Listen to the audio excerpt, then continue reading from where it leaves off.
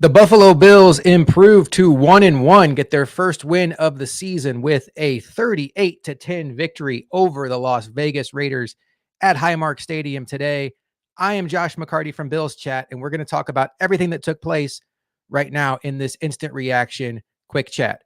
So the first thing that we all have to talk about is Josh Allen. After a week where he really struggled to protect the football against the Jets, 4 turnovers that ultimately cost them the game. He was chef's kiss perfect in this game. 31 of 37, 274 yards, 3 touchdowns, 0 interceptions, 0 fumbles, 0 turnovers, time after time after time. Allen took what the defense was giving him. We talked about going into this game. The Raiders were the type of defense that would play back and force you to take profits.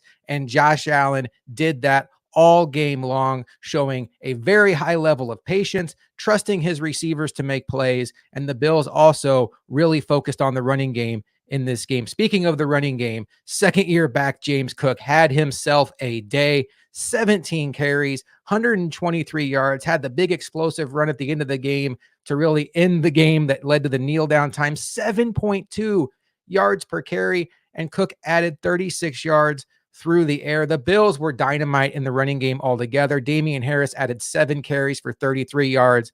Latavius Murray had an additional 22 yards. Both Harris and Murray added touchdowns on the day. This game to me went from being, okay, the Bills are probably going to win, to, wow, the Bills are just outclassing this team in the third quarter.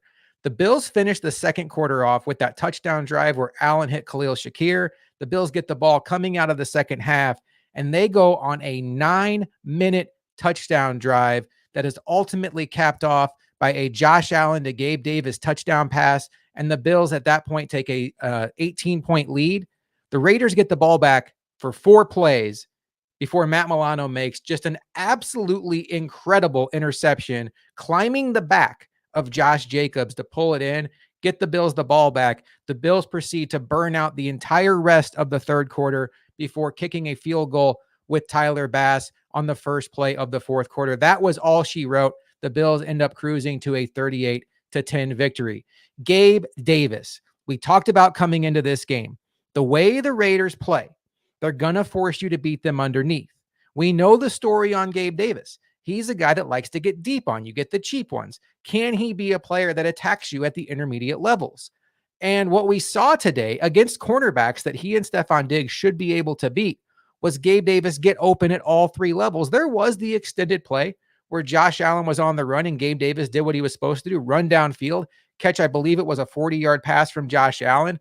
But Gabe Davis was winning underneath, and then his touchdown pass was a thing of beauty. Josh Allen puts it up in the air, and Gabe Davis pulls it in for a touchdown. Stephon Diggs, 7 for 66, not a great Stephon Diggs day, but overall he was solid. It seemed like he was again open on every play. Dalton Kincaid, 5 catches for 43 yards. But what I noticed mainly about Kincaid today was the usage, the snap count. I will not be surprised if when PFF comes out with the snap counts from this game, if Dalton Kincaid actually outsnapped Dawson Knox. It sure felt like he was out there a lot. Even when the Bills were down to 1 tight end, there were many times in this game where it was Dalton Kincaid and not Dawson Knox on the field. For those of us who worried that the Bills were not going to have a plan for using Dalton Kincaid early as that second tight end, I think we can put those fears aside. You saw his snap count last week against the Jets, and then this week he was obviously very, very involved.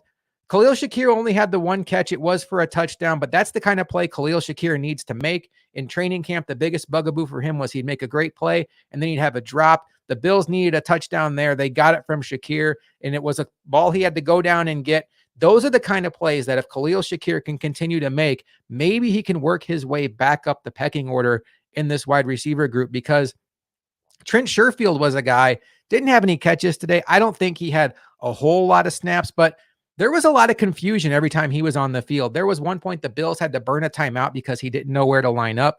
There was another point where Josh Allen was telling him where to line up because they did a motion where all of a sudden Sherfield had to put himself on the line of scrimmage. And it just looked like, for whatever reason, things were off with Trent Sherfield today. Overall, as far as the running backs goes, I'm going to do some quick math in my head. The Bills, I don't probably have to do quick math in my head. I bet you they have this for me right here. The Bills had 183 rushing yards. Fantastic. They put this team away. That is what a team like the Bills, that is a good team, that is a Super Bowl contender, needs to do to a mediocre team like the Raiders. At halftime, you're thinking, okay, the Bills are in control, but it could still get scary. And they suffocated the Raiders in the third quarter with the time of possession, with the running game. The Bills were ultra efficient on third downs in this game, 7 for 13. And then in the red zone, we talked about it coming into this game. The Raiders were the second worst red zone defense in the league last year, giving up nearly 66% of touchdowns in the red zone. The Bills had to capitalize, and they scored touchdowns on 5 of their 6 red zone trips. I might actually have that wrong because I'm thinking maybe now that the Tyler Bass one was 5 of 7 because they kicked a field goal late. We'll go 5 of 7. That's still a percentage you can absolutely live with. On the negative side, I'd say the pass rush was a little disappointing today. The Raiders were a team that didn't get sacked last week against the Denver Broncos, only had 4 pressures. Not a lot of pressure today applied by the defense. And it's not like Jimmy Garoppolo is a Justin Fields, Lamar Jackson type quarterback where you really have to account for the running lanes. So I thought that the Raiders offensive line held up really well. And look, it is possible that with a right tackle like Jermaine Illuminor, with a second-year offensive lineman, Parham, at left guard, and with a tackle in Colton Miller, who is one of the better left tackles in the league, maybe this offensive line for the Raiders by season's end will be considered one of the better offensive lines in the league with player progression. That can certainly happen. But for what we thought this Bills defensive line was going to do, they did not necessarily win on the edges today, although I thought Gregory Rousseau had a really strong game. He was very solid in run support, and then he actually had the tipped ball on the screen that led to the beautiful interception by Terrell Bernard. And boy, oh boy, if he doesn't tip that ball, that play is going to go for a long, long way because there were no Bills defenders near the receiving player on that play. And the Bills were down 7-0, had just gone 3 and out. That was a game-changing play early in the game. Matt Milano got his second interception of the season, just an absolutely beautiful acrobatic catch on the back of Josh Jacobs. And then late in the game when the backups were in, Dane Jackson forced a fumble, and it was recovered by Taylor Rapp, maybe. I apologize, folks. I was already starting to get ready for postgame. I think it was Taylor Rapp that recovered it. I could be wrong on that. Feel free to correct me in the comments. So what goes on from here? We know that the Bills will play the Commanders next week. That is another game that the Bills need to find a way to get to the win column, a team that the Bills should also outclass, similar to this week. But we talked about after the Jets game, the Bills had to get these next 2 prior to the big showdown with Miami week 4. 1 win down, 1 win to go. Couple injury concerns coming out of this game. Micah Hyde left with a hamstring injury. Always tricky to gauge the fact that he didn't come back in because by the time he left, the Bills were already up by 28 points. So they had already started rotating some backups in anyway. I wouldn't read too much into the fact that he didn't come back in.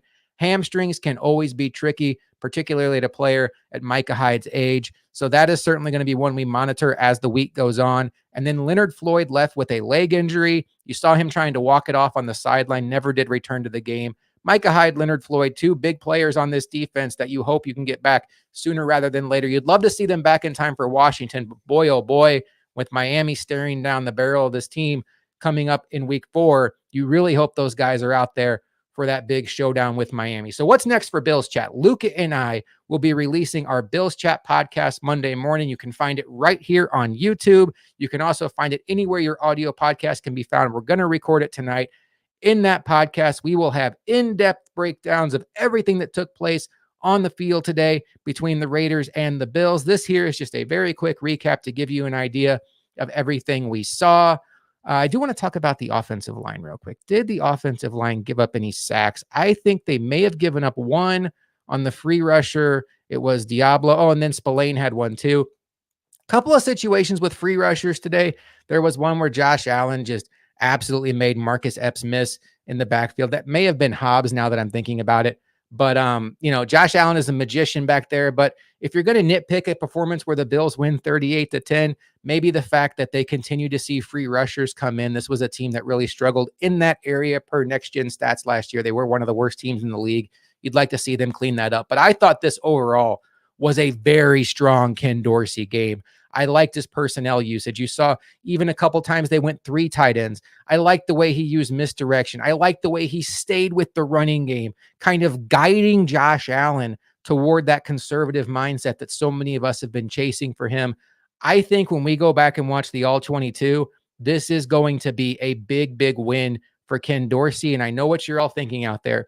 Okay, well, good. You can pick on a team like the Raiders. Let me see it happen against a team like the Jets. We have to all keep in mind it's early in the season. Offenses are not firing on all cylinders right now. Last I checked, the Chiefs and the Jaguars have a combined 2 touchdowns through 3.5 quarters in their game down in Jacksonville. So teams are still shaking off some rust. I think Ken Dorsey is a very good offensive coordinator. Is he Kyle Shanahan? Is he Sean McVay? Is he Andy Reid? No, I don't think he is, but I think he is in the upper echelon of offensive coordinators, maybe in the top 10 in the league. Before I get out of here, though, please take a moment to like and subscribe. It helps Luca and I out so much as we are trying to build this Bills Chat YouTube channel from the ground up.